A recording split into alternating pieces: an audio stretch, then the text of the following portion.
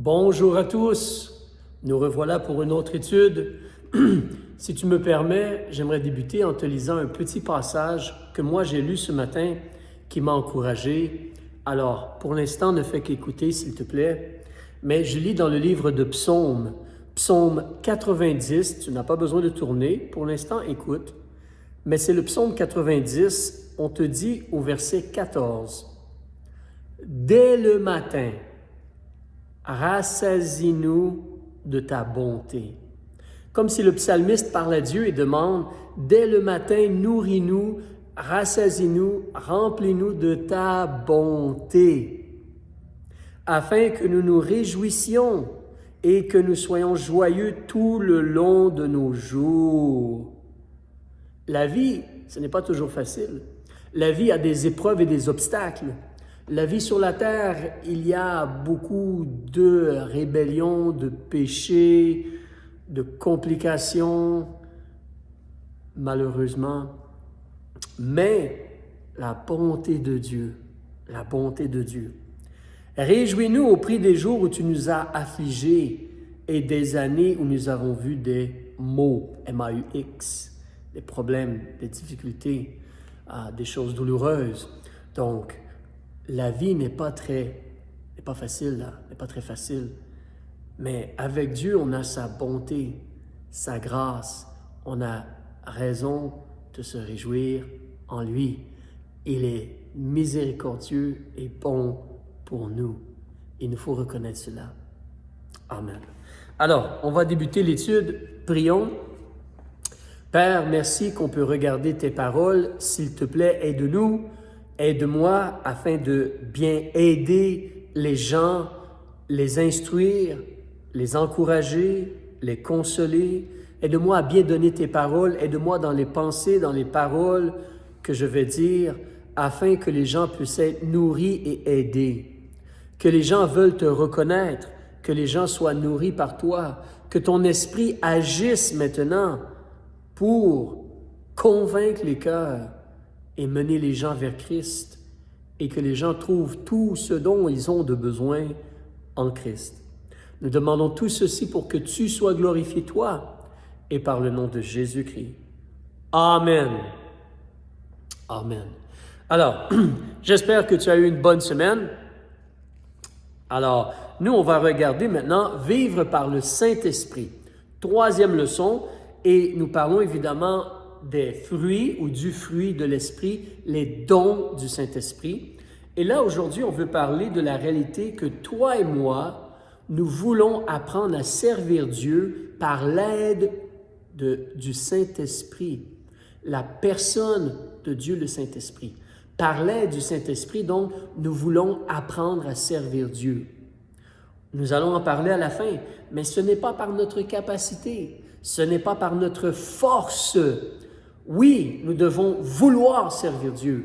Nous devons faire un effort pour servir Dieu. Nous devons utiliser notre force, notre capacité pour servir Dieu. Mais nous avons besoin de son aide, de son soutien. Et Dieu donne son Saint-Esprit afin de nous aider à vivre une vie spirituelle en relation avec Dieu et plein de bons fruits pendant que nous sommes ici-bas sur la terre. Tu te rappelles, on a vu, Jésus a parlé des fleuves d'eau vive couleront de son sein. Des fleuves d'eau vive. Ça, c'est le genre de vie que Dieu désire pour toi et moi, qui est disponible et que tu peux avoir et vivre. Malgré les épreuves ou les chagrins ou la douleur ou les obstacles ou les difficultés, une vie pleine du Saint-Esprit, où on a de l'eau vive qui coule de notre sein. Donc, on va parler de servir Dieu. Mais là, avant, on veut juste faire un petit recul, si tu me permets, afin de se rappeler ce que l'Esprit de Dieu essaie de faire. Alors, Dieu est à l'œuvre. Et Dieu nous a créés pour faire des œuvres. Dieu il est à l'œuvre et l'Esprit de Dieu agit. Donc, regarde avec moi dans Jean chapitre 16. Jean chapitre 16, sur ta feuille, tu vois, il y a 3 mots qu'on doit trouver. Mais Jean chapitre 16, s'il te plaît, page 155, vers la fin de la Bible dans le Nouveau Testament. Jean chapitre 16, donc, On va lire les versets 7 à 11 et porte attention, qu'est-ce que le Saint-Esprit essaie de faire? Ça, ce sont les questions.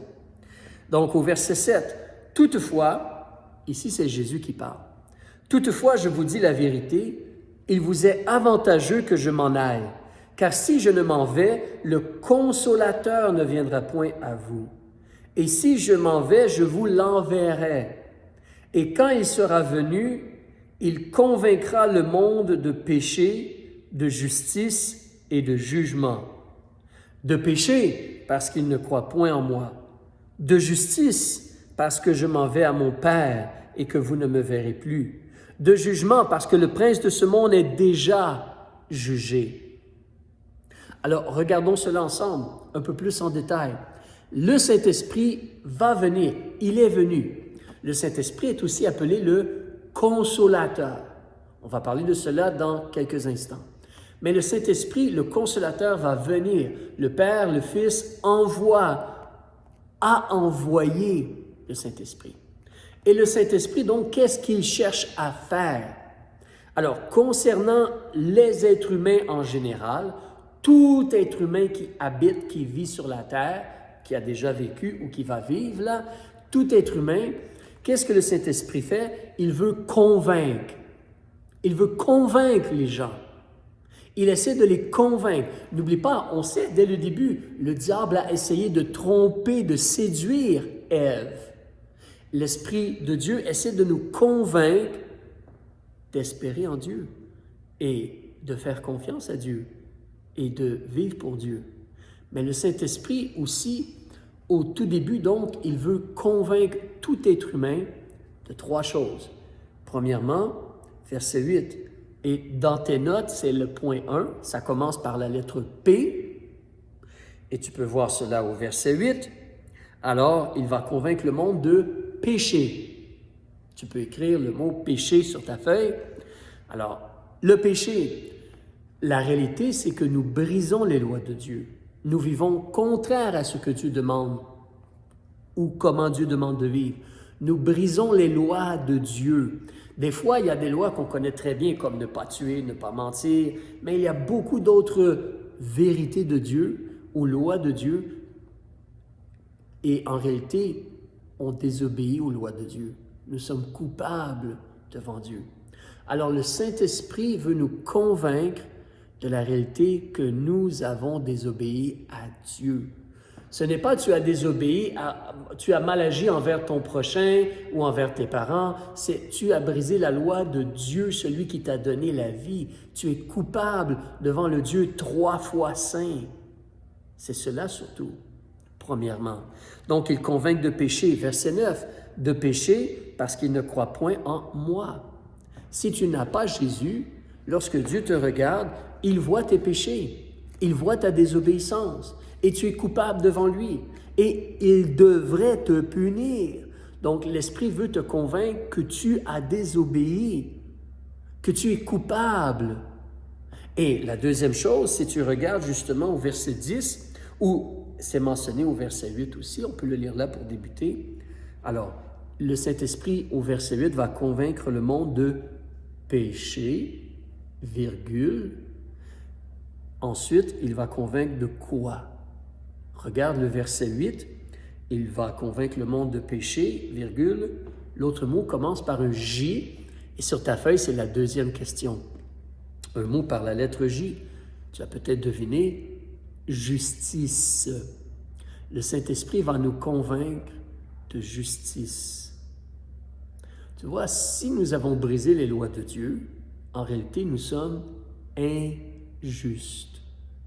Je sais, les êtres humains en général, ils aiment penser qu'ils sont de bonnes personnes. Ils font de bonnes choses, des fois, et ils pensent qu'ils sont de bonnes personnes. Malheureusement, souvent, on oublie tout le mal qu'on a fait et qu'on continue de faire. Mais l'Esprit de Dieu nous convainc de nos péchés. Il nous convainc de nos péchés. Il nous convainc de justice. Nous ne sommes pas justes devant Dieu. En réalité, il y a un seul, ayant pris un corps humain, un seul qui est juste devant Dieu. Jésus-Christ le juste, avec un J majuscule. Jésus-Christ, le juste. Jésus-Christ n'a jamais brisé la loi de son Père, il n'a jamais désobéi, il n'a jamais péché. Jésus-Christ, il est sans péché. C'est le seul ayant eu un corps humain qui est sans péché. Alors Jésus-Christ, il est juste. Et comme Jésus-Christ, il est juste, lorsqu'il est mort ou après sa mort, sa résurrection, il a été reçu par le Père. Tu peux voir justement, verset 10, le Saint-Esprit nous convainc de justice. Pourquoi?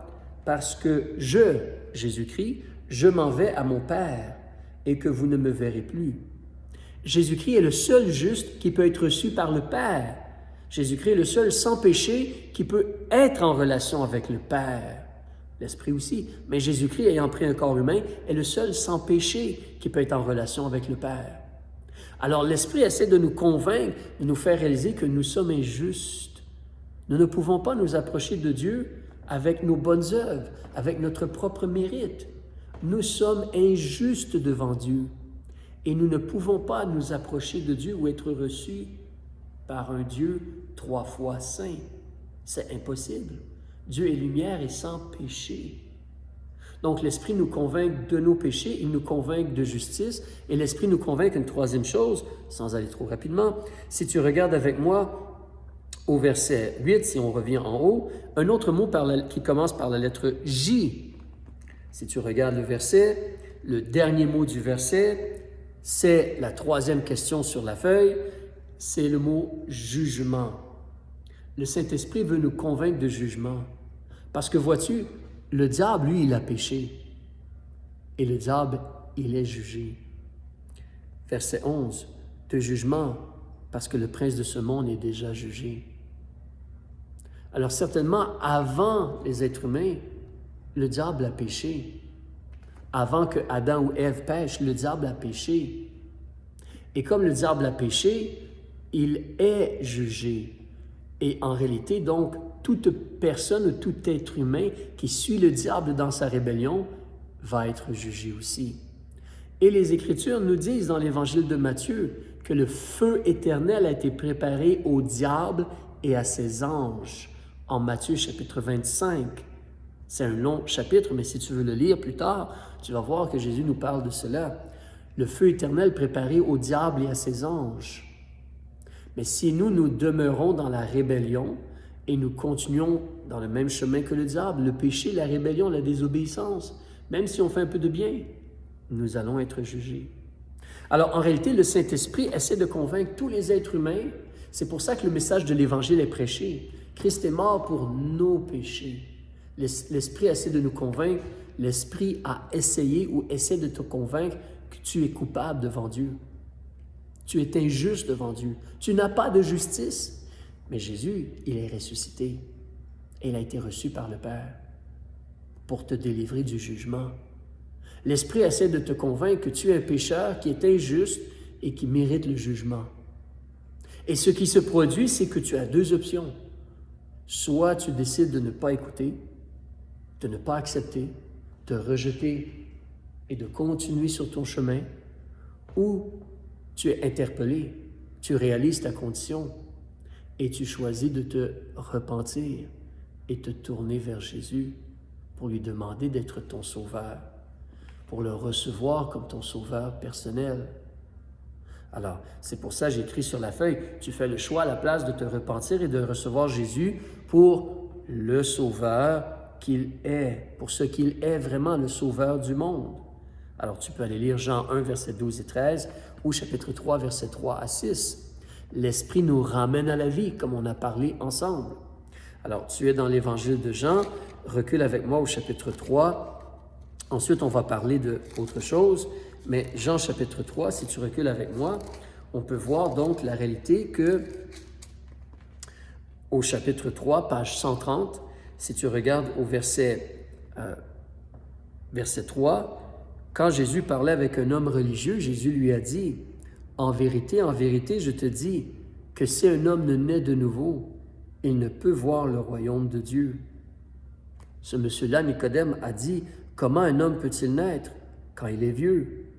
Peut-il rentrer dans le sein de sa mère et naître une seconde fois? » Et Jésus explique au verset 5, il y a deux naissances. Il y a la naissance d'eau, la naissance physique, les os crèvent, le bébé sort, alors la naissance physique, mais il y a ensuite la naissance d'esprit, avec un E majuscule. Sinon, tu ne peux pas entrer dans le royaume de Dieu. Au verset 6, il continue en disant, ce qui est né de la chair est chair. La naissance physique, la naissance d'eau. Tu es né un jour, sinon tu n'écouterais pas présentement. Tu es né physiquement, mais es-tu devenu enfant de Dieu? L'Esprit veut te convaincre, l'Esprit essaie de te convaincre de tes péchés, du fait que tu n'es pas juste et que tu as besoin d'être... Tu mérites le jugement et seulement Jésus peut te justifier ou te sauver. L'Esprit essaie de te mener vers Christ. Dans ton esprit, dans ton cœur, dans tes réflexions, il te convainc. Il essaie de piquer ton cœur, ton esprit. Lorsque tu reconnais qui Jésus est et tu lui demandes d'être ton sauveur, l'Esprit te fait naître de nouveau. Il te ramène à la vie et tu deviens un enfant de Dieu à ce moment-là. Quand tu reçois Jésus comme ton sauveur, tu es un enfant de Dieu. L'Esprit de Dieu vient habiter en toi. Tu es né de l'Esprit. Né de l'Esprit. Alors, si on veut parler un peu plus de ce que l'Esprit fait, regardons en Jean chapitre 14, s'il te plaît. Jean chapitre 14. Donc, tu es là présentement et tu écoutes. As-tu fait ce choix-là? As-tu choisi de reconnaître qui Jésus est? Avant de regarder Jean 14, recule avec moi dans Jean chapitre 1. Page 128, s'il te plaît. Jean chapitre 1.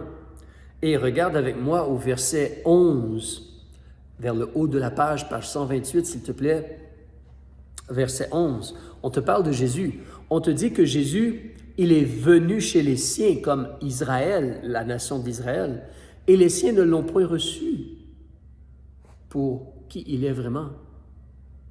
Toi, Jésus n'est pas venu dans ta maison, mais tu entends parler de Jésus. Que fais-tu avec Jésus?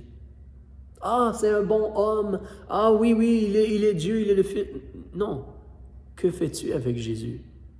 Ton cœur, ton esprit. Alors, verset 12. Mais à tous ceux qui l'ont reçu, il leur a donné le droit d'être faits enfants de Dieu, savoir à ceux qui croient en son nom. Tu crois la personne de Jésus, tu crois ce qu'il a fait, tu places ta confiance en lui. Il est mort pour tes péchés, il te délivre du jugement, il est le seul qui peut te justifier devant Dieu. Tu crois en lui et tu le reçois comme ton sauveur personnel. Tu le reçois. Verset 13. Qui ne sont point nés du sang, ni de la volonté de la chair, ni de la volonté de l'homme, mais ils sont nés de Dieu. Ce n'est pas quelque chose que, oh, ma lignée, tu sais, je suis un descendant de... Non, non, non, non. Comme des fois Israël pouvait dire, nous, on est des descendants d'Abraham. Non, tu as besoin de devenir enfant de Dieu. Ce n'est pas non plus de la volonté de la chair. Tu peux travailler autant que tu veux et essayer d'être religieux autant que tu veux. Tu ne deviendras pas enfant de Dieu. Ce n'est pas non plus la volonté de l'homme. C'est-à-dire, moi, je ne peux pas faire de toi un enfant de Dieu. Aucun homme peut faire de toi un enfant de Dieu. C'est toi dans ton cœur, dans ton esprit. C'est de reconnaître, de recevoir Jésus. Et là, Dieu, par son esprit, Dieu entend que tu demandes à Jésus d'être ton sauveur. Jésus entend que tu lui demandes d'être son sauveur, ton sauveur. Et l'Esprit vient habiter en toi. L'Esprit te ramène à la vie. L'Esprit fait de toi un enfant de Dieu. Alors, l'Esprit essaie de convaincre de cela, premièrement. Si tu as reçu Christ comme ton sauveur, réjouis-toi. Si tu n'as pas encore fait ce choix-là, n'attends pas. Ça, c'est une des choses que le Saint-Esprit essaie de faire. Comme je dis au début, mais considérons aussi, après avoir reçu Jésus comme notre sauveur, qu'est-ce que l'Esprit essaie de faire? Là, on va aller en Jean chapitre 14. Nous sommes rendus au point 2. Nous allons lentement, mais c'est important que tu comprennes bien ces choses-ci. Ça, c'est la chose la plus importante. Si tu n'es pas un enfant de Dieu, Tu peux apprendre plein de choses, mais tu es toujours un pécheur coupable qui mérite le jugement pour avoir brisé la loi de Dieu. Si tu fais la paix avec Dieu et tu places ta confiance en Jésus et tu reçois Jésus et tu crois qui il est, tu deviens un enfant de Dieu. Et Dieu commence une œuvre en toi. Amen. Alors, Nathan pas fait ce choix-là. Mais si tu as fait ce choix-là, qu'est-ce que l'Esprit fait pour nous? Jean chapitre 14, page 153, s'il te plaît. Page 153. Jean chapitre 14, verset 16. Verset 16. Jésus nous promet, « Je vais prier le Père qui vous donnera un autre consolateur pour demeurer éternellement avec vous. » Alors, lorsque tu regardes au verset 16, tu vois le mot « consolateur ». Donc, dans tes notes sur la feuille, la première chose, que va-t-il faire pour toi? Après que tu aies reçu Jésus comme ton sauveur et le Saint-Esprit est venu habiter en toi, c'est automatique. Dès que tu reçois Jésus, le Saint-Esprit vient habiter en toi. Mais le Saint-Esprit, qu'est-ce qu'il va faire? Il est appelé le consolateur. Un consolateur va consoler. Alors, tu pourrais écrire à la question 1, selon Jean 14, verset 16, il va consoler. Consoler. E-R à la fin. Il va consoler. Et donc, consoler ou un consolateur. Qu'est-ce que c'est un consolateur? Évidemment, un consolateur est quelqu'un qui va te soutenir, qui va être très proche de toi, qui va se soucier de ton bien-être, qui va être là avec toi dans les moments difficiles, qui va essayer de parler à ton cœur et à ton esprit. Quelqu'un qui comprend ce que tu vis et qui peut t'aider dans ta vie, dans tes situations, dans tes épreuves, dans tes combats, dans la vie de tous les jours. Un consolateur, en réalité, on a le mot ici en français consolateur, et l'idée derrière cela, c'est comme quelqu'un qui marche avec toi, qui est à côté de toi, qui est proche de toi, comme un ami, un aide personnel qui est vraiment proche de toi. Mais rappelle-toi cela, donc tu vois, Jésus-Christ ne marche pas physiquement avec nous. Moi, je n'ai jamais vu Jésus-Christ. Je le connais à travers la Bible et je parle avec lui en prière. Il m'enseigne par la Bible, par son esprit, il m'enseigne. Mais je ne vois pas Jésus. Les apôtres ou les gens du temps de Jésus, ils ont cette bénédiction spéciale dans le sens qu'ils ont marché, ils ont vécu, ils ont mangé avec Jésus. Ils sont bénis, c'est vrai. Oui. Excuse-moi, ils sont bénis, c'est vrai. Mais toi et moi, nous avons une autre situation. Ce n'est pas Jésus, c'est l'Esprit de Dieu. Il est Dieu aussi, le Saint-Esprit. Il est divin, parfaitement divin, aussi puissant que Jésus. Mais le Saint-Esprit est avec nous. Il habite en nous. Il est avec nous. Alors tu vois, Dieu nous a bénis de façon incroyable. Tu n'es pas seul. Tu n'es pas seul. L'Esprit de Dieu habite en toi. Dieu habite en toi pour t'aider dans ta vie. C'est une très, très grande chose. C'est une très, très grande chose. Nous sommes faibles en tant qu'êtres humains. Ah, peut-être toi, tu penses que tu es fort et gros et grand et merveilleux, mais nous sommes faibles en tant qu'êtres humains. Mais la promesse de Dieu, l'Esprit de Dieu habite en nous. Le Consolateur est là avec nous pour t'aider et te soutenir dans ta vie. C'est important de comprendre cela. C'est impossible de vivre la vie d'un disciple de Jésus-Christ dans notre capacité physique, par notre force, par notre oomph, par notre vouloir, par notre hardiesse nécessairement. C'est impossible. Mais gloire à Dieu, l'Esprit de Dieu habite en nous pour nous aider dans notre vie. Nous devons apprendre à devenir des gens spirituels, pleins de l'Esprit de Dieu. Alors, deuxième chose, Jean 14, verset 26. Si tu regardes avec moi, on va terminer, je pense, bientôt, mais verset 26, on te dit « Mais le Consolateur, le Saint-Esprit que le Père enverra en mon nom, vous enseignera toutes choses et vous remettra en mémoire toutes celles que je vous ai dites. Il est vrai que ceci, premièrement, c'est une promesse pour les disciples. Parce qu'eux, ils ont entendu, mais rien n'est écrit encore. Aucun mot du Nouveau Testament n'est écrit à ce point-ci, là, dans le temps de Jésus, quand il va être arrêté. Tout ce que Jésus a dit ou enseigné, ils l'ont entendu et c'est comme de mémoire. Alors, le Saint-Esprit va venir et comme Jésus dit, le Saint-Esprit, donc, il va vous enseigner, vous les apôtres, et remettre en mémoire toutes celles que j'ai dites. Et c'est là que des gens comme Jean, Matthieu, Pierre, etc., Paul, ils vont écrire le Nouveau Testament. Donc nous avons les paroles de Jésus et les paroles des apôtres, toutes les paroles dont nous avons de besoin, tout est écrit dans le Nouveau Testament. Il ne nous manque rien. Tout est là dans le Nouveau Testament. Tout ce dont tu as besoin pour ta vie spirituelle, c'est là. Mais pour les apôtres, c'était différent. Donc, premièrement, ici, c'est que le Saint-Esprit va aider les apôtres. Mais une réalité, c'est que le Saint-Esprit, il veut t'enseigner. Il veut t'enseigner. Alors, la réponse, le mot ici, à la deuxième question, le Saint-Esprit, selon Jean 14, verset 26, il va enseigner. Il va enseigner. Et si tu regardes avec moi, justement, avance, je vais te laisser écrire la réponse. Enseigner, tu écris cela, s'il te plaît. Et au chapitre 16, par la suite, lorsque tu as écrit la réponse, regardons quelques autres exemples ici en terminant. Jean chapitre 16, regarde avec moi au verset 13, s'il te plaît. Jésus dit encore, « Mais quand celui-là, l'Esprit de vérité, sera venu, il vous conduira dans toute la vérité. » On a vu la semaine passée, le Saint-Esprit veut te mener vers le fait d'aimer Dieu et aimer la vérité. La vérité, les vérités de Dieu, la sagesse de Dieu. Alors l'Esprit va te conduire dans toute la vérité, car il ne parlera point par lui-même, mais il dira tout ce qu'il aura entendu et il vous annoncera les choses à venir. Encore là, spécifiquement les apôtres, là.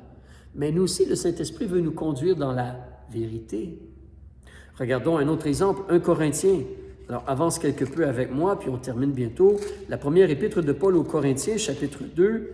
Alors, tu veux la page 233, s'il te plaît. Page 233. Page 233. Le chapitre 2 et le verset 11. Ici, on nous dit, « Car qui est-ce qui connaît ce qui est en l'homme, si ce n'est l'esprit de l'homme qui est en lui? » Un être humain peut comprendre un autre être humain et notre esprit sait ce qui est en nous, on pense, on réfléchit, mais de même aussi, personne ne connaît ce qui est en Dieu si ce n'est l'Esprit de Dieu. Alors vois-tu, qui est le mieux placé pour me parler de toi? Je peux parler à ta mère, elle va me parler de toi un peu. Ton père va me parler de toi un peu. Ta sœur, si tu as une sœur. Peut-être ton ami intime et personnel va me parler un peu de toi. Mais qui est le mieux placé pour me parler de toi? C'est toi-même. Et qui est le mieux placé pour nous parler de Dieu? C'est Dieu lui-même, l'Esprit de Dieu. Qu'est-ce que l'Esprit de Dieu fait? Verset 12. « Pour nous, nous n'avons pas reçu l'Esprit du monde, mais l'Esprit, majuscule, l'Esprit qui vient de Dieu. » Pourquoi? Pour connaître les choses qui nous ont été données de Dieu. Et dans le passage, si tu reculerais, on parle de la sagesse de Dieu qui a été révélée. Maintenant, on a toute la Bible. On a toute la sagesse de Dieu. Il n'y a plus de nouvelles révélations. Il n'y a plus de prophètes. Nous avons les paroles de Dieu dans ce livre appelé la Bible, la bibliothèque de Dieu. Tout! Alors, pour connaître les choses de Dieu, on a l'Esprit de Dieu pour nous aider à comprendre la Bible. Verset 13. « Et nous les annonçons, les choses qu'on connaît de Dieu, nous les annonçons non avec les discours qu'enseigne la sagesse humaine, mais avec ceux qu'enseigne qui? Le Saint-Esprit. Expliquant les choses spirituelles aux spirituels. » Si tu es né de nouveau, je peux prendre la parole de Dieu et t'enseigner la parole de Dieu. L'Esprit de Dieu va m'aider à enseigner la parole de Dieu. L'Esprit de Dieu va t'aider à comprendre la parole de Dieu et l'appliquer dans ta vie par la suite. L'Esprit de Dieu veut faire cela. L'Esprit de Dieu veut t'enseigner, te corriger, te former à la justice.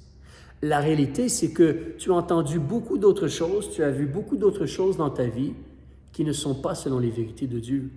Et nous sommes influencés. Et nous avons un caractère ou une façon d'agir, une façon de réagir. Nos pensées ne sont pas les pensées de Dieu et nos paroles ne sont pas comme Dieu voudrait qu'elles soient. Alors l'Esprit veut t'enseigner, te corriger, te former dans la sagesse et les vérités de Dieu. Et l'Esprit utilise la parole de Dieu. Alors, l'Esprit utilise des pasteurs qui eux-mêmes sont sauvés et ont l'Esprit de Dieu et vont enseigner les paroles de Dieu. Et l'Esprit, toi-même, tu peux lire la parole de Dieu et l'Esprit va t'enseigner les paroles de Dieu. Premièrement, tu dois recevoir Jésus comme ton sauveur. Sinon, tu n'as pas le Saint-Esprit. Mais si tu as reçu Jésus comme ton sauveur, le Consolateur habite en toi pour t'enseigner. Regardons un autre exemple. 2 Corinthiens, chapitre, oui, il faut terminer très bientôt, page 265. Deux derniers exemples. Page 265 en 2 Corinthiens, chapitre 13. Juste en haut de Galates. 2 Corinthiens, chapitre 13, page 265. Regarde le dernier verset, le verset 13. Le verset 13. Ça nous dit, la grâce du Seigneur Jésus-Christ, l'amour de Dieu et la communication du Saint-Esprit. Le Saint-Esprit te communique, t'enseigne, te fait comprendre Dieu, les vérités de Dieu, la sagesse de Dieu, pour changer et marcher avec lui dans la lumière, dans l'amour, dans la vérité. Un dernier passage pour terminer. La première épître de Jean, donc vers la fin de la Bible, un peu avant l'Apocalypse, et tu veux la page 339. 339, la première épître de Jean, chapitre 2, s'il te plaît. On va terminer ici. Et par ceci, on peut voir que, oui, Dieu utilise des pasteurs pour nous enseigner. Et oui, Dieu veut que toi-même tu lises la parole de Dieu et il va t'enseigner par son esprit. Alors, versets 26 et 27 du chapitre 2, on te dit, à la page 339, verset 26 du chapitre 2, « Je vous ai écrit ces choses au sujet de ceux qui vous séduisent. » Donc, il y a des faux, des menteurs, des faux hommes religieux. Mais, verset 27, « Mais l'onction, tu as été oint, Dieu a mis son esprit en toi. » Il parle du Saint-Esprit ici. « Mais l'onction que vous avez reçue de lui demeure en vous. Et vous n'avez pas besoin qu'on vous enseigne, mais comme cette même onction vous enseigne toutes choses, et qu'elle est véritable, et qu'elle n'est point un mensonge, demeurez en lui, selon qu'elle vous a enseigné. » L'Esprit de Dieu, tu es oint, tu as le Saint-Esprit en toi. L'Esprit veut t'enseigner. Il veut t'enseigner. Alors, premièrement, tu t'assures de recevoir Jésus comme ton sauveur personnel. Tu es vraiment né de l'Esprit. L'Esprit habite en toi. Et si l'Esprit habite en toi, tu as le Consolateur avec toi. Et tu as le meilleur enseignant, Dieu, le Saint-Esprit, qui veut t'enseigner. Oui, oui, Dieu utilise des pasteurs aussi. On écoute nos pasteurs. Mais Dieu veut t'enseigner par son Esprit. Lis, médite, étudie les paroles de Dieu. Apprends à connaître Dieu et marche avec lui dans la vérité. Mais n'oublie pas, comme je disais tantôt, tu ne peux pas être un disciple de Jésus-Christ par ta capacité physique. Tu veux être un disciple de Jésus-Christ. Tu as reçu Jésus comme ton sauveur. Mais tu dois apprendre à être influencé, à être plein du Saint-Esprit, à demander l'aide de Dieu, à demander à Dieu de t'aider par son Esprit pour comprendre la parole de Dieu. Lis la parole de Dieu à tous les jours. Avant de lire, remercie Dieu pour la Bible et demande à Dieu par son Esprit de t'aider à comprendre ce que tu lis. Il va t'enseigner. Il va t'enseigner. Il veut te conduire dans la vérité. Et il veut te consoler. Demande à Dieu par son Esprit de t'aider dans ta vie de tous les jours. Alors, je dois vous laisser. Que le Seigneur vous bénisse. Bonne semaine et au plaisir de se revoir.